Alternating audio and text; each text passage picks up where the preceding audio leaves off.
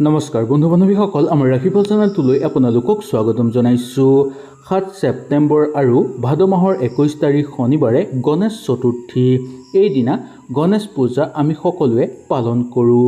হিন্দু শাস্ত্ৰৰ অনুসৰি শনিবাৰে গণেশ পূজা উৎসৱ পালন কৰা হ'ব। মান্যতাৰ অনুসৰি বিশ্বাস কৰা হয় যে গণেশ পূজা আমাৰ ঘৰত পাতিলে আমাৰ ঘৰৰ পৰা সকলো সমস্যা সমাপ্ত হৈ পৰিব, যেনে কষ্ট, ৰোগ, দৰিদ্ৰতা আমাৰ ঘৰৰ পৰা নোহোৱা হৈ পৰিব। ইয়াৰ ফলত আমাৰ ঘৰত সুখ শান্তি বিৰাজ হ'বলৈ ধৰিব আৰু সকলো ক্ষেত্ৰতে আমাৰ ঘৰত উন্নতি বৃদ্ধি পাবলৈ ধৰিব। আহক তেনেহ'লে আমি জানি লওঁ গণেশ পূজা আমি কেনেধৰণে পালন কৰিম আৰু ইয়াৰ উপায়ৰ কথা আৰু ইয়াৰ নিয়ম নীতিৰ কথা। আহক আমি বেছি দেৰি নকৰি জানি লওঁ। ভিডিঅ'টো ভাল লাগিলে লাইক এটা কৰি আমাৰ মনোবল বঢ়াব আৰু আপোনালোকৰ বন্ধুবৰ্গৰ লগত শ্বেয়াৰ কৰি তেওঁলোককো উপকৃত কৰিব।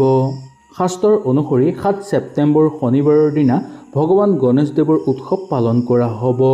বিশ্বাস কৰা অনুসৰি যে ভগৱান গণেশদেৱৰ পূজা কৰিলে মানুহৰ সকলো বাধা দূৰ হৈ পৰে, কষ্ট নোহোৱা হৈ পৰে, ৰোগৰ পৰা পৰিত্ৰাণ হয় আৰু ঘৰৰ পৰা দৰিদ্ৰতা দূৰ হৈ পৰিব, শত্ৰুৰ পৰাক্ৰম কমিবলৈ ধৰিব।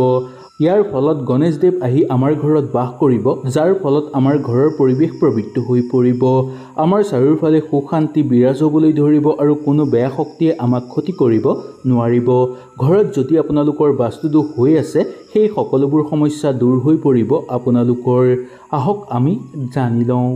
হিন্দু শাস্ত্ৰৰ অনুসৰি ভগৱান গণেশক বিঘ্নহৰ্তা বুলিও মনা যায়। ভক্তৰ সকলো দুখ আৰু দুৰ্দশা দূৰ কৰে তেওঁ। ভগৱান গণেশৰ পূজা কৰা হয়, সেইকাৰণে গণেশ চতুৰ্থীৰ দিনা এইদিনা ফল মূল দি ভগৱান গণেশদেৱক পূজা কৰা হয়। শাস্ত্ৰত কোৱা হৈছে যে ভগৱান গণেশদেৱে ভক্তৰ সকলো কষ্ট দূৰ কৰে এই পূজাৰ ফলতেই। যদি আপোনালোকৰ ঘৰত গণেশ চতুৰ্থী পাতিব নোৱাৰে তেনেহ'লে গণেশ মন্দিৰলৈ গৈ আপোনালোকে মহা গণেশদেৱক অকণমান হ'লেও আপোনালোকে স্তুতি কৰিব বা অকণমান আপোনালোকে আৰতি নিশ্চয় কৰিব। ইয়াৰ ফলত আপোনাৰ জীৱনত চলি থকা সকলো সমস্যা সমাপ্ত হৈ পৰিব। যদি আপোনালোকৰ ঘৰত গণেশদেৱক স্থাপন কৰিব বিচাৰে তেনেহ'লেও আপোনালোকে সুন্দৰভাৱে স্থাপন কৰিব পাৰিব। ইয়াক বহু শুভ বুলি মনা গৈছে শাস্ত্ৰৰ অনুসৰি।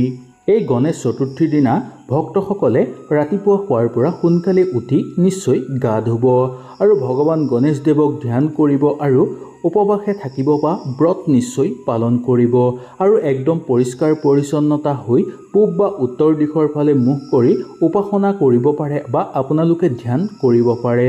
ইয়াৰ পিছত আপোনালোকে গণেশদেৱৰ মূৰ্তি আনি আপোনালোকে তাত স্থাপন কৰিব আৰু গণেশদেৱক প্ৰতিষ্ঠা কৰিব। ইয়াৰ পিছত আপোনালোকে গণেশদেৱৰ ওচৰত ফুল, ধূপ, ধূনা, আপোনালোকে চন্দন আৰু মদক নিশ্চয় অৰ্পণ কৰিব আৰু ইয়াৰ বাহিৰেও আপোনালোকে গণেশদেৱৰ গুৰিত কলা তিলৰ লাড়ু ব্যৱহাৰ কৰিব পাৰে বা অৰ্পণ কৰিব পাৰে আৰু আপোনালোকে তাৰপিছত আৰতি কৰিব।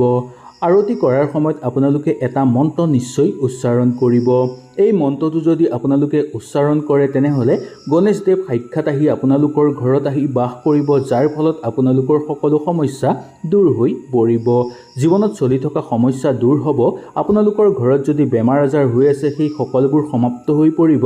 ঘৰৰ পৰা দৰিদ্ৰতা দূৰ হ'ব আৰু আপোনাৰ জীৱনত চলি থকা সকলো অশান্তি সমাপ্ত হৈ পৰিব। আহক তেনেহ'লে আমি এই মন্ত্ৰটোৰ কথা জানি লওঁ। মন্ত্ৰটো হ'ল ওম গণ গণপতি নমঃ। এই মন্ত্ৰটো আপোনালোকে 108 বাৰ জাপ কৰিব। গণেশদেৱৰ মূৰ্তিৰ সন্মুখত যদি এই মন্ত্ৰটো আপোনালোকে 108 বাৰ জাপ কৰে তেনেহ'লে আপোনালোকৰ ওপৰত গণেশদেৱৰ পৰম আশীৰ্বাদ দেখিবলৈ পাব। গণেশদেৱৰ লাডু বা মোদক বহু প্ৰিয় হয়। যদি এই লাডু আৰু মোদক আপোনালোকে নিদিয়ে তেনেহ'লে এই পূজা কৰাৰ একো আপোনালোকে ফল লাভ কৰিব নোৱাৰিব। সেইকাৰণে পূজা আপোনালোকে কৰাৰ সময়ত বা আপোনালোকে যেতিয়া মূৰ্তি স্থাপন কৰিব সেই সময়ত আপোনালোকে লাডু আৰু মোদক অৰ্পণ কৰিব আৰু তাৰপিছত আপোনালোকে নিশ্চয় এই মন্ত্ৰটো জাপ কৰিব। মন্ত্ৰটো হ'ল ওম গণ গণপতি নমঃ। এই মন্ত্ৰটো আপোনালোকে 108 বাৰ জাপ কৰি আপোনালোকে লাডু আৰু মোদক নিবেদন কৰিব। বিশ্বাস অনুসৰি কৰা হৈছে গণেশদেৱৰ লাডু বহু প্ৰিয় হয় বা মোদক বহু প্ৰিয় হয়। এনে কৰিলে আপোনালোকৰ সকলো মনৰ আশা পূৰ্ণ কৰোৱাব গণেশদেৱে, যাৰ ফলত আপোনালোকৰ ঘৰৰ পৰা দুখ দৰিদ্ৰতা দূৰ হৈ পৰিব। জীৱনত চলি থকা সকলো সমস্যা আপোনালোকৰ সমাপ্ত হৈ পৰিব আৰু সকলো ক্ষেত্ৰতে আপোনালোকে সফলতা অৰ্জন কৰিব পাৰিব। গণেশ পূজা কৰাৰ সময়ত কিছুমান বস্তু আমি আগতেই ঘৰলৈ কিনি আনিব লাগিব। এই বস্তুবোৰৰ ভিতৰত হ'ল ৰঙা ফুল, দুবৰি ঘাঁহ, মোদক, নাৰিকল, ৰঙা চন্দন আৰু ধূপ ধূনা। এইবোৰ আপোনালোকে ঘৰলৈ নিশ্চয় কিনি আনিব। তাৰ পিছতহে আপোনালোকে এই পূজা আৰম্ভ কৰিব।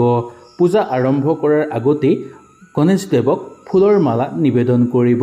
ফুলৰ মালা নিবেদন যি টি ফুলেৰে কৰিলে নহ'ব। ফুলৰ মালা একদম আপোনালোকে ৰঙা জবা ফুলেদি বনাব পাৰে, নাইবা গোলাপ ফুলৰ মালা আপোনালোকে নিশ্চয় নিবেদন কৰিব। ইয়াৰ বাহিৰেও ৰঙা জবা ফুলৰ মালা বা গোলাপ ফুলৰ মালা আপোনালোকে ঘৰৰ মুখ্য দুৱাৰৰ সন্মুখতো ওলমাই ৰাখিব পাৰে, নাইবা আপোনালোকে লগাই দিব পাৰে। এনে কৰিলে আপোনালোকৰ ঘৰৰ পৰা সকলো বেয়া শক্তি দূৰ হৈ পৰিব আৰু এই ফুল দেখি গণেশদেৱ আমাৰ ঘৰলৈ আকৰ্ষিত হৈ পৰিব। ইয়াৰ বাহিৰেও এই দুৱাৰৰ দি আমাৰ ঘৰলৈ শুভ শক্তিৰ আগমন ঘটিবলৈ ধৰিব। সেইকাৰণে আপোনালোকে এই ফুলৰ মালা ঘৰৰ মুখ্য দুৱাৰতো লগাব পাৰে এই গণেশ চতুৰ্থীৰ দিনা। হয়তো এই ভিডিঅ'টোৰ যোগেদি আপোনালোকে সুন্দৰভাৱে বুজি পালে। যদি কিবা অসুবিধা পালে নিশ্চয় মোক তলত কমেণ্ট কৰি জনাব।